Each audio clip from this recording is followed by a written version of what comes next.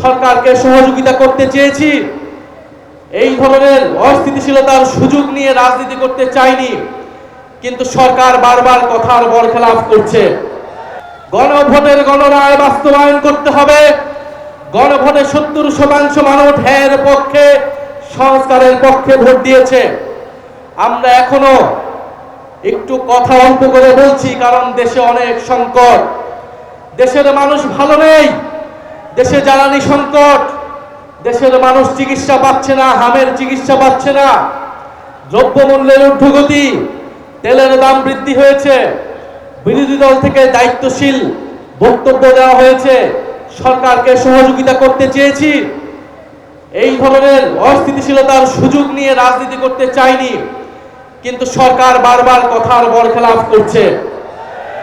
সরকার বিশ্ববিদ্যালয়গুলোকে দলীয়করণ করছে, গুন্ডা বাহিনী লেলিয়ে দিচ্ছে, সকল প্রতিষ্ঠানকে দলীয়করণ করছে, বিচার বিভাগকে কুক্ষিগত করার চেষ্টা করছে। বাংলাদেশের জনগণ, বাংলাদেশের ধর্মপ্রাণ দেশপ্রেমিক মানুষ এই নতুন করে জেগে ওঠা স্বৈরতন্ত্র, পুরনো বন্দোবস্ত, পুরনো সংস্কৃতিকে যারা টিকিয়ে রাখতে চায় তাদেরকে কোনোভাবেই প্রশ্রয় দেবে না। বাংলাদেশ খেলাফত মজলিস সহ 11 দল, জাতীয় নাগরিক পার্টি এনসিপি সর্বদা ঐক্যবদ্ধ আছে।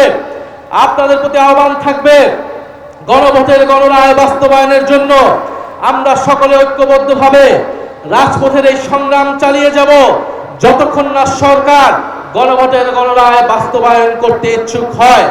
আর সরকার যদি গায়ের জোরে, 2/3 জোরে গণভোটের গণরায়কে উপেক্ষা করে, তবে তার পরিণতিও পুরনো ফ্যাসিবাদীদের কায়দায় হতে হবে।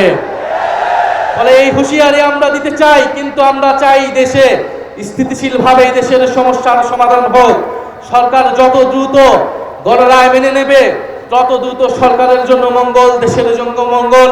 আজকের এই সমাবেশে যারা উপস্থিত হয়েছেন তাদেরকে ধন্যবাদ জানাচ্ছি। আসসালামু আলাইকুম।